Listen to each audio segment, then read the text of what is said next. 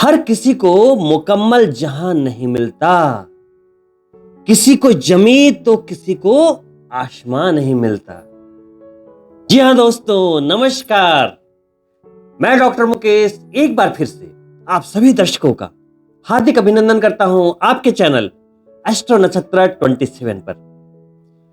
उतरती साढ़े साती के चरण से गुजर रहे आप कुंभ राशि के जातक अभी मानसिक रूप से थोड़े खिन्न दिखाई दे रहे हैं क्योंकि शनिदेव वक्री चल रहे हैं। इसलिए मैंने कहा कि अपने आप से नाराज ना हो, बहुत ही जल्द ये समय बीतने वाला है। कभी कभी हम अपने जीवन में अफसोस करते हैं कि काश मैंने ये गलती ना की होती तो आज मेरी ये गति ना होती।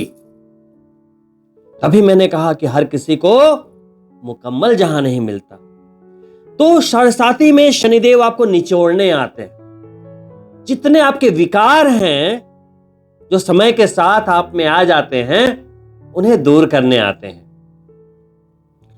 जैसे किसी सोने को शुद्ध करने के लिए उसे 2 बार आग में तपाया जाता है, एक बार उसके विकार को निकालने के लिए, एक बार आकृति देने के लिए। उसी तरह से शनिदेव भी आपको संघर्षों की आंच में तपाते हैं। साढ़े साती सिंपली हमारे कर्मों का ही फल है, परीक्षा का समय कह सकते हैं। हर युग में साढ़े साती की कहानियां हैं, चाहे वो सतयुग हो, चाहे द्वापर या त्रेता, भगवान श्री राम हो या पांडव या श्री कृष्ण या रावण या राजा हरिश्चंद्र, सभी लोग इन परीक्षाओं से गुजर के ही अपने एग्जाम्पल को सेट किया है। तो दोस्तों, हम तो फिर भी एक सामान्य इंसान है, तो घबराएं नहीं। अक्टूबर के महीने में 5 बड़े गोचर होने वाले हैं, जिसे मैं आज के वीडियो में 5 पॉइंट में क्लियर करूंगा और हर पॉइंट के साथ उनके उपाय भी बताता हुआ जाऊंगा। क्योंकि यह महीना कुछ खास है, जहां 2 ग्रह अचानक से नीच राशि में जा रहे हैं, सूर्यदेव और शुक्रदेव। वहीं 13 वर्षों के बाद देवगुरु बृहस्पति अपने उच्च राशि में जा रहे हैं। तो आइए देखते हैं इसके प्रभाव अक्टूबर के महीने में आप कुंभ राशि के जातकों के ऊपर क्या होने वाले हैं। तो दोस्तों, पहले पॉइंट के रूप में बुधदेव, जो आपके 5th भाव के स्वामी होते हैं, प्यार, शिक्षा, संतान, और 8th भाव के स्वामी, रहस्यों वाले भाव के स्वामी होते हैं, व्यापार के कारक ग्रह हैं। जितने भी फाइनेंस से रिलेटेड मामले होते हैं बुधदेव ही उसका संचालन करते हैं, चाहे शेयर मार्केट हो या बैंकिंग सेक्टर, कम्युनिकेशन फील्ड। तो दोस्तों, अभी अपनी उच्च राशि में लेकिन 8th भाव में गोचर कर रहे थे। सूर्य के साथ उच्च कोटि का बुध आदित्य योग भी बना हुआ था, लेकिन भाव कौन सा था? 8th। तो 2 अक्टूबर को अपनी स्थिति का बदलाव करते हुए पहले तो उदित होंगे और 3 अक्टूबर को भाग्य के भाव में चले जाएंगे। जितने भी कुंभ राशि के जातक हैं, यदि वो बिजनेसमैन हैं या बुधदेव के फील्ड से जुड़े हैं, communication field, banking, share market, business, entertainment field, अपने टैलेंट से कार्य कर रहे हैं, वाक शक्ति से काम कर रहे हैं, मतलब अपनी बातों का खाते हैं, उन सभी के लिए भाग्य बहुत ही प्रबल हो जाएगा, क्योंकि भाग्य के भाव में गए। बिजनेस को भाग्य का सहारा मिल जाएगा। शेयर मार्केट में जबरदस्त रूप से लाभ की प्राप्ति आपके लिए संभव। तो बहुत ही प्यारा गोचर। वही दूसरे पॉइंट के रूप में, लेकिन बहुत ही महत्वपूर्ण पॉइंट के रूप में, शुक्रदेव, जो आपके 4th भाव के स्वामी होते हैं, कंफर्ट वाले भाव के स्वामी, घर, वाहन, जमीन, जायदाद और भाग्य के स्वामी, अभी आपके 7वें भाव में गोचर कर रहे थे, बिजनेस वाले भाव में, वैवाहिक जीवन वाले भाव में। पहले अक्टूबर में 9 दिन वहीं रहेंगे, आपके बिजनेस को ब्लेस करते रहेंगे, वैवाहिक जीवन को ब्लेस करते रहेंगे। 9 अक्टूबर को 8th भाव में प्रवेश कर जाएंगे। अष्टम भाव में नंबर 6 राशि आती है कन्या राशि, और शुक्रदेव की नीच राशि है। 9 दिन तो सामान्य है, लेकिन 9 अक्टूबर के बाद शुक्रदेव की रश्मि हो जाएगी 0। किसी भी ग्रह की जो शक्ति होती है, रिजल्ट देने की जो क्षमता होती है, आप कुंडली में खोल के देखेंगे तो 0 से 30 के बीच होती है। गोचर में यानी करंट पोजीशन में शुक्रदेव 0 पे चले जाएंगे तो उन लोगों को परेशानी हो सकती है जिनकी कुंडली में पहले से ही शुक्रदेव की प्रॉब्लम चल रही है, वो नीच के हैं। तो वैसे लोगों को शुक्र के बीज मंत्र करने चाहिए। ओम द्राम द्रीम द्रोम श शुक्राय नमः। कितना करना चाहिए यह कुंडली दिखाने का विषय है। शुक्रदेव ज्यादा कमजोर है तो 5 माला प्रतिदिन अभी फिलहाल, और शुक्रदेव ठीक ठाक स्थिति में है, मॉडरेट स्थिति में है तो 3 माला प्रतिदिन। दोस्तों, शुक्रदेव यदि आपकी कुंडली में अशुभ हैं, कमजोर हैं, तो कहीं ना कहीं आपके चेहरे का आकर्षण चला जाता है। प्यार की प्राप्ति या तो बहुत मुश्किल से होती है, या प्यार की प्राप्ति होने पर भी आपका प्यार छूट जाता है, यानी कि ब्रेकअप की बात आ जाती है। वैवाहिक जीवन में वो मधुरता नहीं रहती, वो आपसी प्यार नहीं रहता जो आपको चाहिए। वहीं चूंकि वैभव, लक्ष्मी और ऐश्वर्य के दाता हैं, तो कहीं ना कहीं पैसे की भी कमी को दिखाते हैं। यदि ऐसी चीजें आपके साथ भी हो रही है तो आप समझ सकते हैं कि कुंडली में शुक्रदेव की स्थिति अच्छी नहीं है। तो क्या करें? शुक्रदेव को मजबूत करने के लिए यदि लग्न पत्रिका में शुक्र अच्छे हैं तो डायमंड धारण कर सकते हैं। अगर अशुभ है तो चीनी का या खीर बना के दान कर दें। सफेद मिठाई शुक्रवार के शुक्रवार 16 शुक्रवार दान करें। 16 शुक्रवार के व्रत कर लें, वैभव लक्ष्मी के या माता संतोषी के। यदि आप लक्ष्मी चाहते हैं तो वैभव लक्ष्मी का व्रत कीजिए। वहीं गणेश जी की पुत्री है संतोषी माता, वो भी आपको धन धान ऐश्वर्य सारे भौतिक सुख संपदाओं की प्राप्ति कराती है। क्योंकि शुक्रवार को ये व्रत होते हैं तो शुक्र यानी कि सुख, वैभव, धन दौलत, सोने चांदी, जेवर, सभी चीजों से आपकी झोली भर देती है। शुक्रदेव की शुभता के लिए प्रति शुक्रवार को कम से कम दूध का स्नान करें। 2-3 किलो एक्स्ट्रा दूध ले लें, बकेट में लेकर धीरे धीरे धीरे पतली धारा के साथ बिल्कुल शांत मन से दूध से स्नान करें। थोड़ी हल्दी मिला लें तो मजा ही आ जाए। पहले के जमाने में लोग आशीर्वाद देते थे, दूधो नहाओ पूतो फलो, सुख समृद्धि की निशानी, वैभव लक्ष्मी की निशानी। पूर्व काल में राजा महाराजा के यहां राज तिलक के समय या किसी भी संस्कार के समय दूध से स्नान कराने की परंपरा थी। यदि आप इसे आज भी आजमाते हैं तो इससे बढ़िया उपाय मैंने नहीं पढ़ा आज तक। तो इसे करके देखें, आनंद आ जाएगा। वहीं सफेद वस्त्र ज्यादा पहनने की कोशिश करें, जैसे व्हाइट कलर की शर्ट, पैंट, हो सके तो व्हाइट बेडशीट भी यूज करें सोने के लिए। असीम सुख की प्राप्ति होगी, मानसिक शांति बनी रहेगी। बेडशीट प्रतिदिन चेंज होनी चाहिए। घर के मुखिया जहां सोते हैं, घर का वातावरण बिल्कुल भीनी भीनी खुशबू से भरा रहना चाहिए। परफ्यूम इत्यादि का भी इस्तेमाल करते रहें, सौंदर्य प्रसाधन का इस्तेमाल करें, हमेशा बन ठन के रहें, घर को मैनेज रखें। इन चीजों से शुक्र अच्छे होते हैं। दोस्तों, वही तीसरे पॉइंट के रूप में आपके सप्तम भाव के स्वामी, वैवाहिक जीवन वाले भाव के स्वामी, बिजनेस और लंबी पार्टनरशिप, उसके नियंत्रण करता होते हुए सूर्यदेव अभी अष्टम भाव में है, अभी अच्छे गोचर में नहीं है।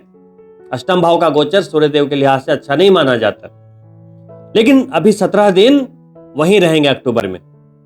17 अक्टूबर को तुला संक्रांति के दिन सूर्यदेव भी वहां से निकलते हुए तुला राशि में प्रवेश करेंगे, भाग्य के भाव में प्रवेश करेंगे। और उनका दिग्बली भाव है, धर्म का भाव, पिता का भाव, बहुत अच्छे रिजल्ट देते हैं। ऐसे तो शास्त्रों में तीसरे, छठे, 10वें और 11वें भाव में ही सूर्यदेव के फलों को अच्छा बताया गया है, लेकिन क्योंकि वो दिग्बली भाव है तो रिजल्ट यहां भी अच्छे होते हैं।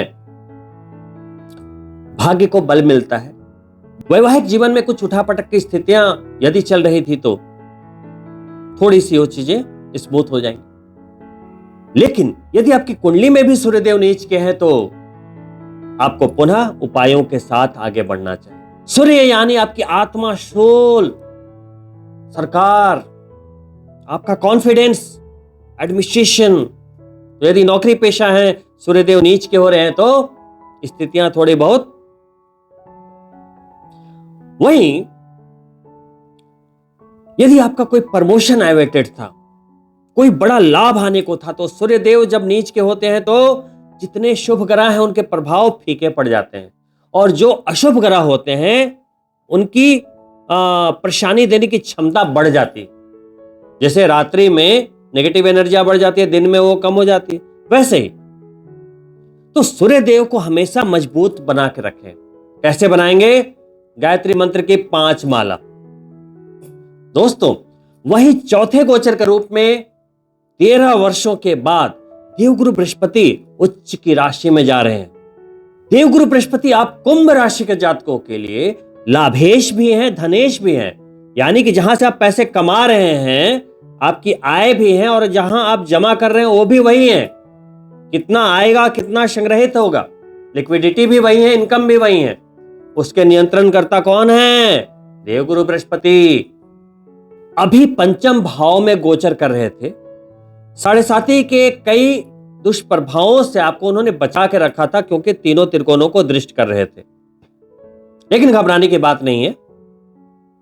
19 अक्टूबर तक अभी भी वहीं रहेंगे। 19 अक्टूबर को गोचर करते हुए छठे भाव में चले जाएंगे, लेकिन कर्क राशि में जाएंगे, वहां उच्च के हो जाएंगे।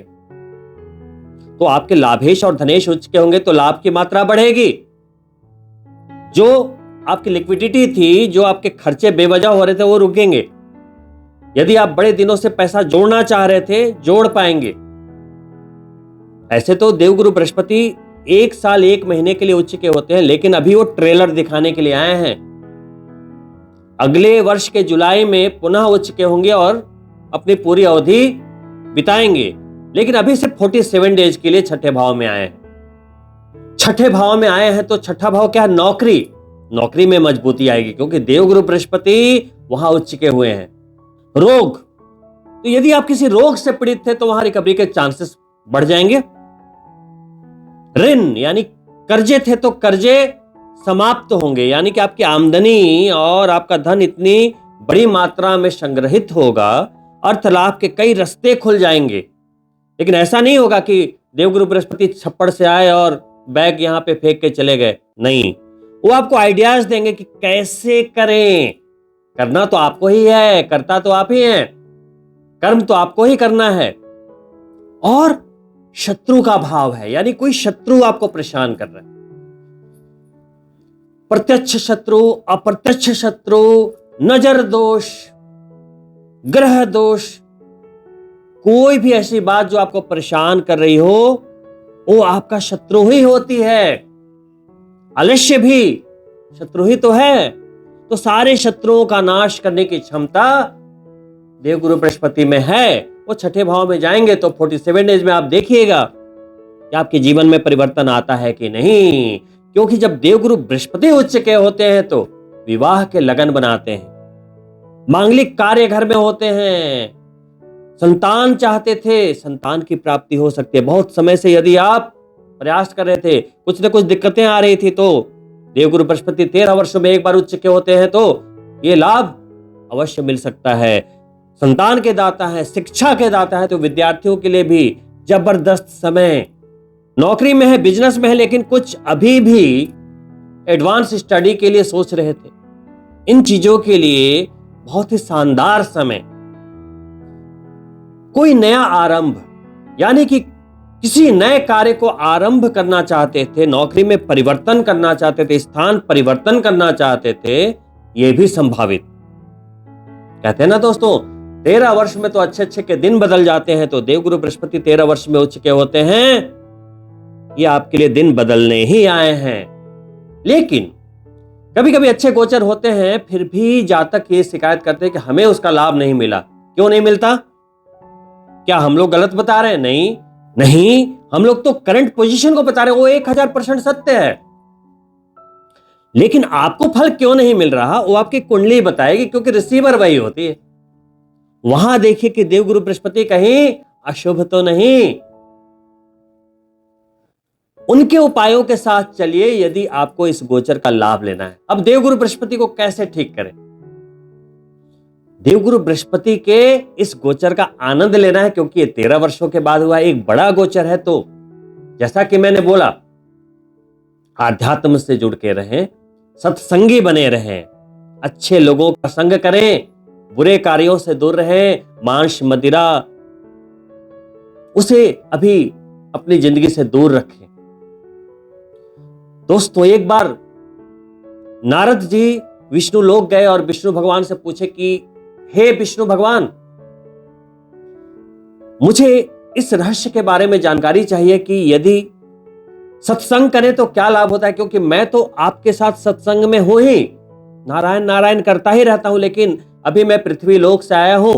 वहां लोग कर्जे में, रिश्तों के टूटने से और भी नाना प्रकार के दुखों से पीड़ित हैं। वो क्या करें कि उन्हें लाभ हो? तो श्री विष्णु बोले कि सत्संग से बड़ा लाभ किसी भी चीज से नहीं हो सकता। लेकिन यदि आपको यह समझना है तो इसका जवाब मैं नहीं दूंगा। अभी थोड़ी दूर जाओगे तो वहां पर एक पेड़ पर एक गिरगिट है। वो गिरगिट आपको आपके प्रश्न का उत्तर देगा। नारद मुनि आश्चर्यचकित होते हुए बिना कोई सवाल किए जाते हैं। वहां देखते हैं कि एक रंग बिरंगा गिरगिट बैठा है। उससे सप्रेम पूछते हैं नारद मुनि की कृपया मुझे यह बताइए कि सत्संग का क्या लाभ है।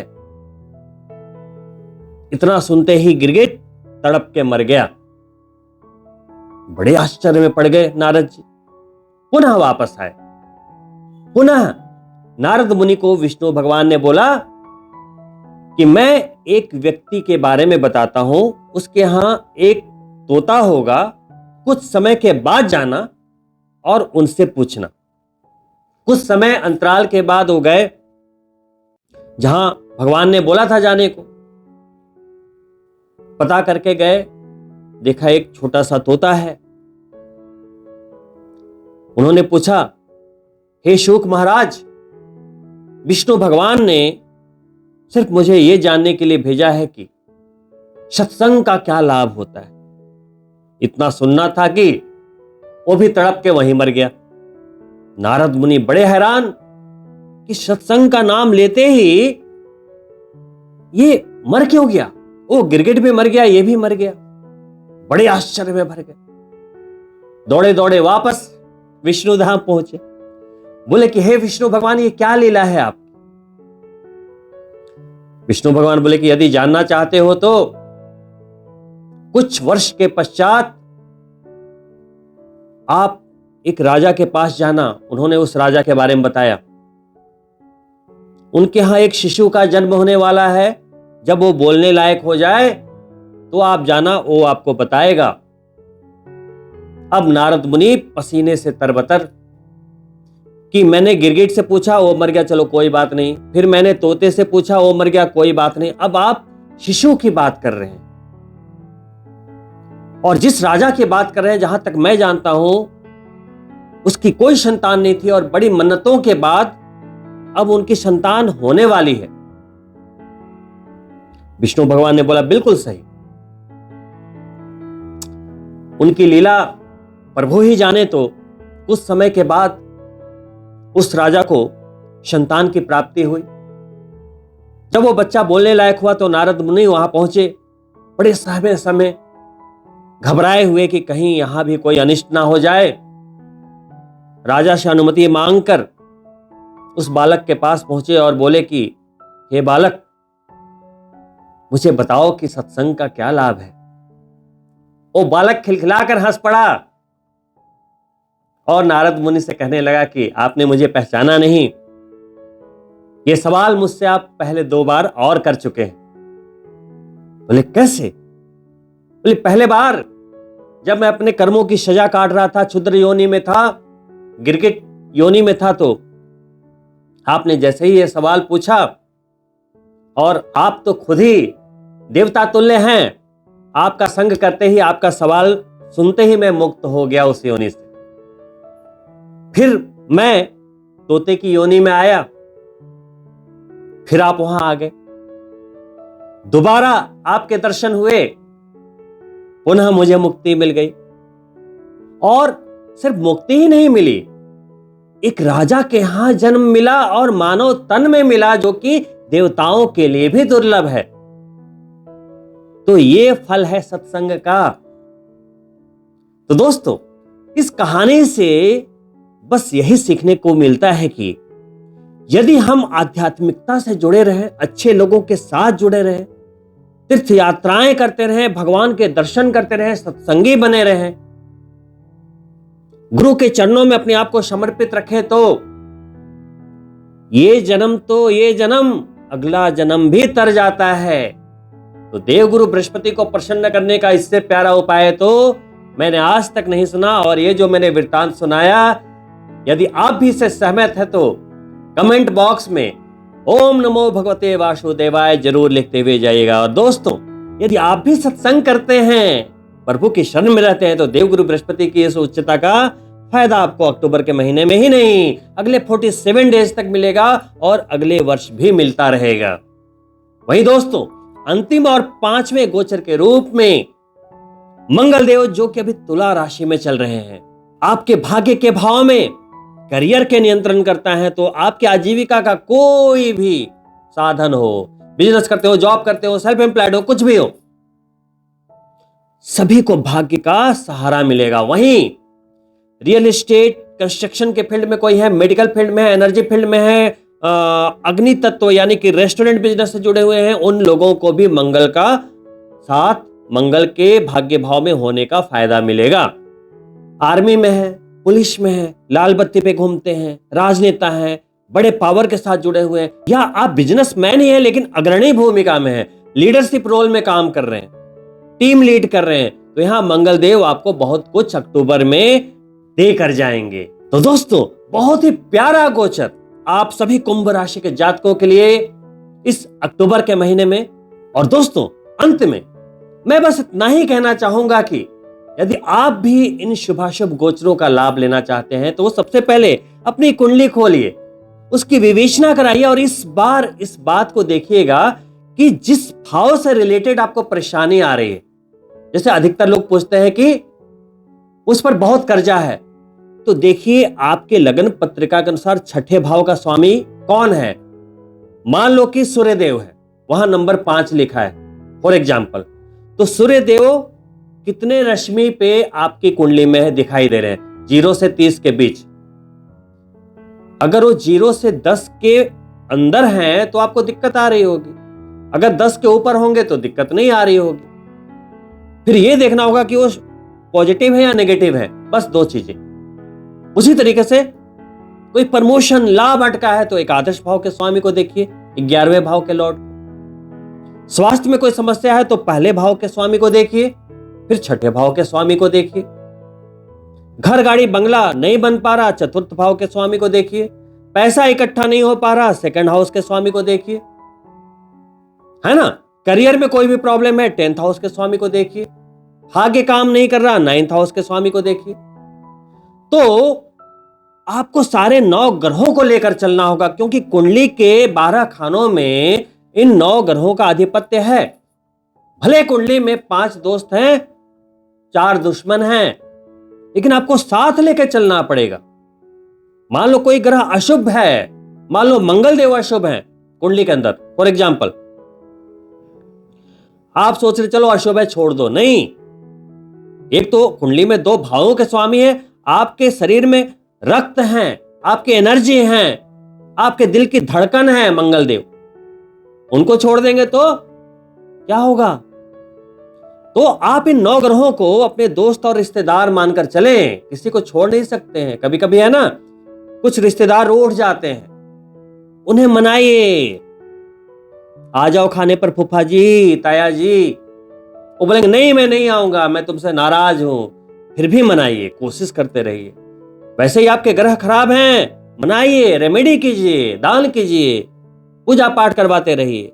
उसी तरीके से कभी कभी कोई मित्र नाराज होकर चले जाते हैं दोस्ती तोड़ के, लेकिन दिल का रिश्ता नहीं टूटता। मनाइए, क्योंकि आपको सबकी जरूरत है। जिंदगी जीने के लिए रिश्ते और मित्रों की जरूरत है। वहीं कुंडली में आपको सारे ग्रहों के साथ की जरूरत है। तो दोस्तों, इन्हीं शुभकामनाओं के साथ की आप सभी कुंभ राशि के जातकों के लिए अक्टूबर का महीना शानदार साबित हो, मैं आपसे अनुमति चाहूंगा। और अंत में पुनः आपसे अनुरोध करना चाहूंगा कि यदि आप मेरे चैनल को पहली बार देख रहे हैं तो सब्सक्राइब करना ना भूलें, साथ ही बेल बटन जरूर ऑन कर लें ताकि आने वाले वीडियो के नोटिफिकेशन आपको प्राप्त हो। वहीं वीडियो पसंद आई हो तो लाइक करना ना भूलें और अपने मित्रों के लिए शेयर भी अवश्य करें। और दोस्तों, जैसे ही आप लाइक करेंगे नीचे एक हाइप का बटन दिखाई देगा, तो लाइक के साथ साथ आप हाइप अवश्य करें। दोस्तों, जैसा कि मैंने बोला, अपनी कुंडली की विवेचना करवाइए। यदि किन्हीं कारणों से आप अपनी कुंडली के एनालिसिस कराने में असमर्थ हो तो कमेंट बॉक्स में अपने नाम के साथ जन्म की तारीख, स्थान, समय और मोबाइल नंबर डाल दें और अपना एक प्रश्न उसमें डाल दें। मैं आपके प्रश्न का अवश्य ही उत्तर दूंगा। बहुत ही जल्द मिलता हूं दूसरी वीडियो में। तब तक के लिए नमस्कार मित्रों।